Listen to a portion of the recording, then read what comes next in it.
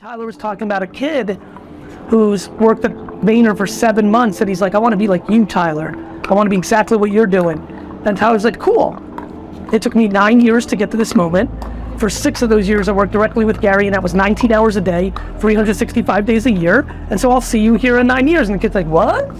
And so, and so that's how I think about this question. Knowing you a little bit, that's why I pointed to you earlier when I said I like real business men and women, people that actually operate. I think that people underestimate how much output. People want to use the excuse of quality to not put out quantity, right? People love to throw, Gary, you don't get it. I like to do quality. I'm like, me too. And quantity. Now what? And so the cost of entry to actually build a meaningful media company in 2023, based on all the distribution, is to do it all. And so sometimes but look, I did Wine Library TV by myself for 7 years. 7 years, right? Everyone's like, well, now you have Team Gary. I'm like, yeah. For 7 years, I had myself. Then I built up enough money to reinvest back. I didn't want to take the money and buy a fucking Lambo. I took the money and hired more people because I wanted to build something meaningful. And now I have that. And I think for all of us here trying to build whatever we're building, content is, and by the way, I know a lot of you have followed me for long enough, and I know a lot of you haven't. Here's the most important part of why I'm so excited to tell you this right now.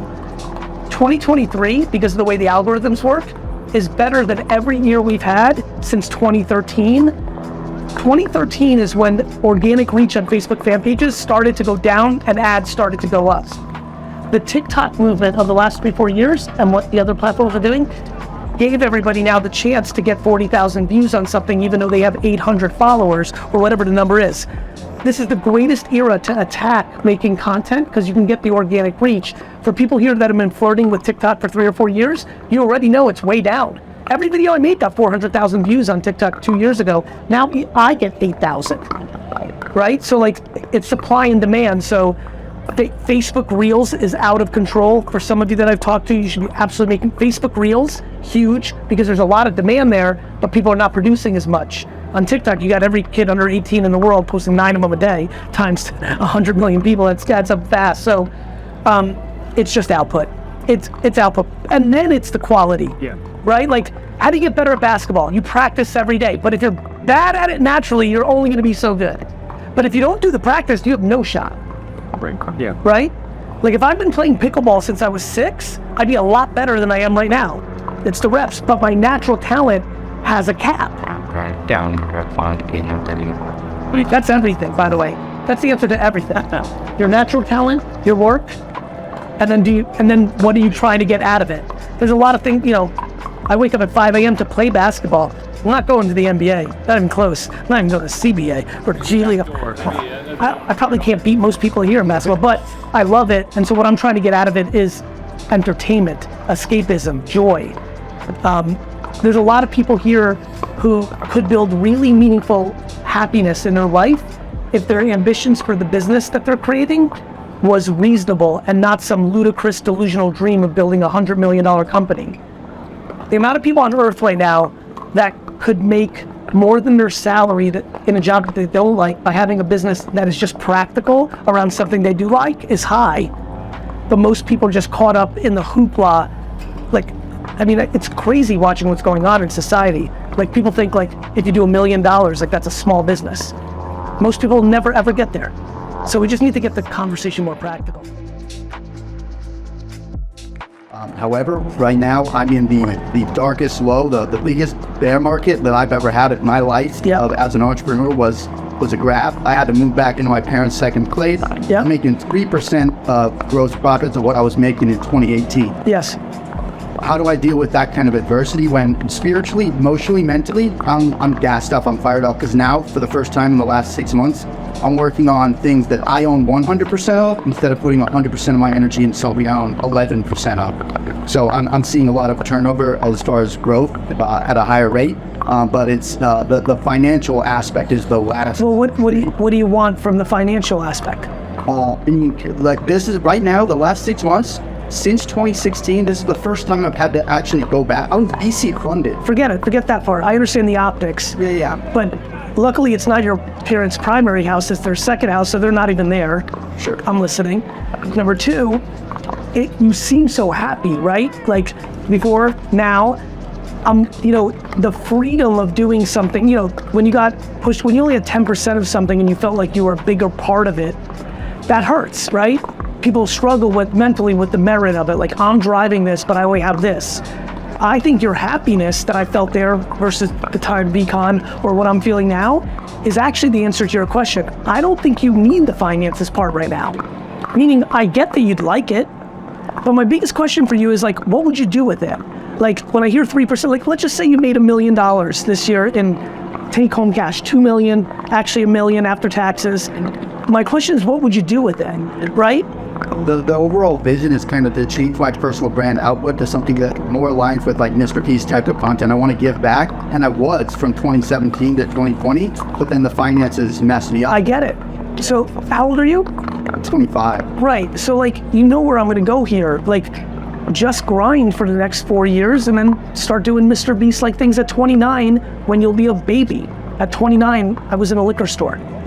At 31, I was in a liquor store. At 33, I was in a liquor store, working at a liquor store. So, for me, I actually think you're in great shape. This is what I love about people doing stuff earlier. Think about what you've already gone through at 25. You already understand, I don't want to make that mistake, right? I don't want to build somebody else's shit. I know I want to make this. So you're sitting ridiculously pretty.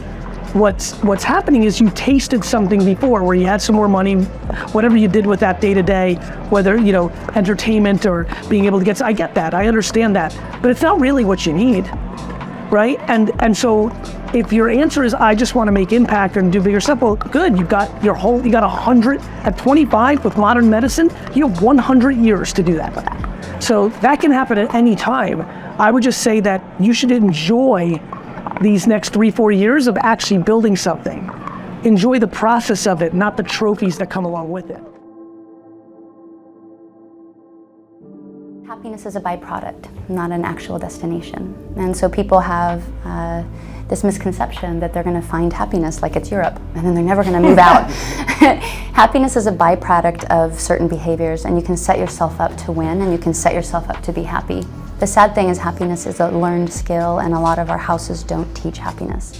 That was the situation I was in, and so I actually just started studying people that were happy, and I saw what the algorithm was. What do they do that's similar?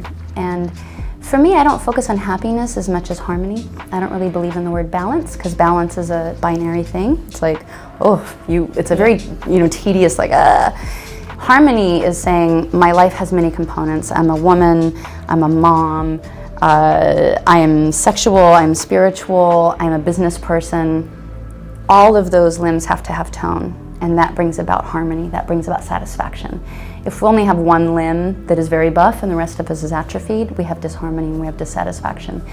But there's no human school, and so that's what I'm looking at starting. I want to be able to teach people emotional and mindfulness skills so that they can gain tone in every area. From my standpoint, since Jewel took it up here, I will take it into one very narrow place that I've been really trying to spend a lot of time on, and that's perspective.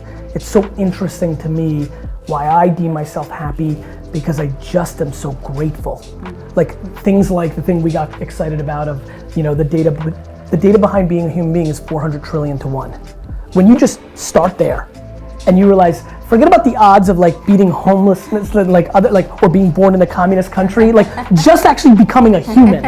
Like I always make the joke of like your mom could have had another glass of wine, and or your dad could have been late, and because of the odds are so insane. I'm just so grateful for what I have versus what I don't have, and I think people just have all these admirations and envy and all these hard wiring things. To me, it's perspective. Just like I just genuinely believe there's always somebody that has it worse, and the problem is that's where I default into mentally and have practiced to put myself there versus somebody's got it better.